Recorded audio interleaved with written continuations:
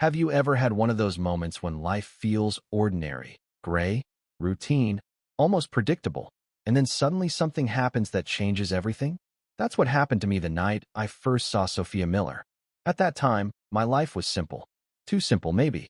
I was 28, working at a warehouse in Maplewood, a small town outside Cincinnati.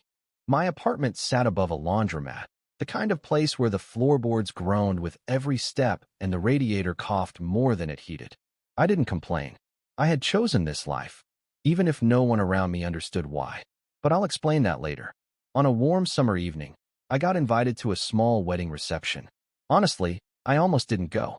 My shirt was wrinkled, my shoes scuffed, and I hated rooms full of people pretending their lives were perfect. But something inside me nudged me to go anyway. The reception was held in a cozy banquet hall with string lights overhead and tables draped in white cloths. People laughed too loudly, trying to outshine each other with stories and money. And that's when I saw her. Sophia. She stood near the edge of the dance floor in a pale blue dress that looked simple but elegant, her chestnut brown hair falling softly over her shoulders. While other women laughed dramatically or showed off expensive jewelry, she didn't seem to care about impressing anyone. She just smiled at the bride and groom, her eyes glowing with quiet joy. When our eyes met, it felt like time slowed. I froze, holding a cup of watered-down punch like an idiot, but she smiled. Not the polite kind of smile people give strangers, but a warm, genuine smile that reached her eyes. I didn't speak to her much that night, just a polite hello and nice evening. I was never the type to show off or push myself into someone's world. But I went home that night with her smile burned into my memory. Life has a strange way of putting people in your path when you least expect it. A week after the wedding, I went to the Saturday farmer's market to buy bread and eggs. And there she was, carrying a wicker basket filled with apples. We caught each other's eyes, and she gave me that same warm smile. "Paul, right?" she asked. The fact that she remembered my name made my chest tighten. "Yeah, and you're Sophia." We talked a little, nothing too deep. Just about the weather, the fresh strawberries that season, and the overpriced cheese stall run by a grumpy old man. But when we parted ways, I couldn't stop grinning like a fool. 2 weeks later, I found her again at the public library. I found her behind the main desk, finishing up her shift as a librarian's aide. I almost walked past, not wanting to disturb her, but she spotted me and waved me over. "Do you read much, Paul?" she asked. I chuckled. "Mostly manuals at work. Doesn't leave much room for novels." "You should change that," she teased. "Books can take you places you've never been." That day, she recommended me a book, and just to keep talking to her, I borrowed it, even though I knew I'd probably struggle to finish. Then came the charity event. Sophia volunteered at a children's fundraiser, helping hand out toys and food. I stopped by after work to donate some canned goods. I'll never forget seeing her kneeling down to tie a little girl's shoe, laughing softly as the child hugged her. That was the moment something shifted in me. I had seen so many people perform acts of charity for an audience. But this was different. There was no one here to impress, just a small, quiet act of tenderness. The world is full of people who put on a show, but the kindness I saw in her was as real and unconscious as breathing. Finally, I gathered the courage to talk to her properly. One late afternoon, after we left the library together, my heart hammering in my chest, I said, "Sophia, I know I don't have much. There's no big house or fancy car, but I can promise you that what I do have will always be yours, my honesty, my loyalty, and a love that I don't think will ever fade." For a moment, silence stretched between us. I thought I had ruined everything. But then she looked at me, her eyes calm and sure, and said softly, "Paul, that's worth more than anything money could buy." Those words lit something inside me I didn't even know I'd lost: hope. Of course, not everyone saw me the way Sophia did. The bakery was crowded that morning. As I waited my turn, I caught snippets of a conversation behind me, a name I recognized. My name. "Such a shame for the Millers," a woman murmured, her voice a soft, conspiratorial hum. "Sophia is a lovely girl, but she's tied herself to that Harrison fellow, the one from the warehouse." "Well, love is blind, I suppose," her companion sighed, though it sounded more like a verdict. "But it can't pay the bills. She could do so much better." The words weren't shouted, but they landed like stones. I felt my shoulders tense, drawing into myself as I pretended to be deaf to the quiet, careful dismantling of my worth. I paid for my bread without meeting anyone's eyes. The whispers at the bakery stung, but I could shrug them off as ignorance. Strangers didn't know my heart, or Sophia's. But what I wasn't ready for was facing the same doubt from the people who mattered most to her, her own parents. When Sophia finally told them about me, the reaction was brutal. Her mother's face tightened as if she'd tasted something sour. Paul Harrison? Sophia, that man can't give you the life you deserve. He's a nobody. Is that how you want to repay us? By making our family a laughingstock? Her father, though calmer, wasn't kinder. He leaned back in his chair, arms crossed, and said, Sophia, marriage isn't just about feelings. It's about building a stable future. Love fades, but bills don't. Think carefully before you throw your life away. I wanted to sink into the floor. I wanted to walk out and spare her the shame. But before I could, Sophia's voice cut through the tension. Dad, Mom, she said firmly, her chin lifted. I don't need a mansion filled with riches but empty of love. I need a man who will stand by me in every storm. That's Paul. Her words hit me harder than anything her parents said. In that moment, she chose me. Not wealth, not approval, not an easy life. Me. And I silently vowed that one day, I would prove her right. Sophia and I got married on a crisp autumn afternoon in a small church at the edge of Maplewood. The church wasn't grand. The paint on the walls was peeling, the pews squeaked when people sat, and the stained glass windows were chipped. But to me, it was the most beautiful place in the world because that was the day I promised my life to her. Whispers followed us down the aisle. I could hear them, some subtle, some not so subtle. She's making the biggest mistake of her life. She could have married David Turner. His father owns half the dealerships in town. She'll regret choosing him. But when Sophia walked toward me in her simple white dress, her steps steady, her eyes locked on mine, I didn't hear them anymore. Her calm smile drowned out the noise of judgment. We didn't go on a honeymoon. Couldn't afford it. Instead, we moved into a tiny rented apartment on Willow Street. It had one bedroom, a kitchen barely big enough for 2 people, and furniture I picked up from thrift stores. The couch sagged in the middle, the bed creaked with every movement, and the fridge hummed louder than a car engine. But Sophia treated it like a palace. She painted the kitchen walls a soft yellow, placed flowers in old jars, and sewed curtains out of fabric she bought on clearance. Somehow, with her touch, the place felt warm and alive. Every morning before I left for my warehouse shift, she kissed my cheek and whispered, I'll be waiting. Every evening, we both came home tired. Me from the warehouse, her from the library, but she always greeted me with a smile that made our shared exhaustion melt away. At night, we sat by the tiny window that overlooked the street. Sometimes we watched the neighbors' kids play catch. Other times, we just talked about dreams, about the future, about nothing at all. We had no riches, no luxuries, but we had laughter, and that made our little apartment feel like the richest place on earth. Of course, the outside world didn't see it that way. Relatives made cutting remarks at family gatherings. Even strangers sometimes threw me looks that said, poor guy, poor girl. One evening, Sophia and I went to the corner diner for a simple dinner. As we sat eating grilled cheese sandwiches, 2 men in suits at the next booth spoke loudly enough for us to hear. Isn't that Sophia Miller? She could have married into money. Now look at her, married to a guy who probably makes minimum wage. The other man chuckled. She'll regret it. Give it a year, maybe 2. I felt my blood boil, but before I could say a word, Sophia placed her hand over mine. Her grip was steady, her eyes calm. Let them talk, she whispered. We know the truth. Her strength amazed me. She bore every insult with quiet dignity. But I knew it hurt her. At night, when she thought I was asleep, I'd sometimes hear her sniffle softly. She tried to hide it, but I knew. One day, her best friend, Clara, visited. Clara was blunt, never one to sugarcoat her thoughts. Sophia, I don't get it, Clara said, glancing around the apartment. You work hard at that library all day, just like he does at the warehouse. Is this really all you want to come home to? You deserve so much more than a shared struggle. I froze in the kitchen, pretending to wash dishes, my chest tightening with shame. Sophia smiled at her friend, her voice soft but firm.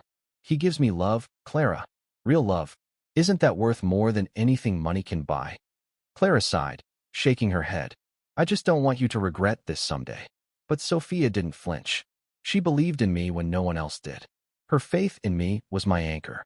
And every time I came home, bone-tired and sore, and she looked at me with those unshakable eyes, I silently promised myself, one day, I'll prove her right.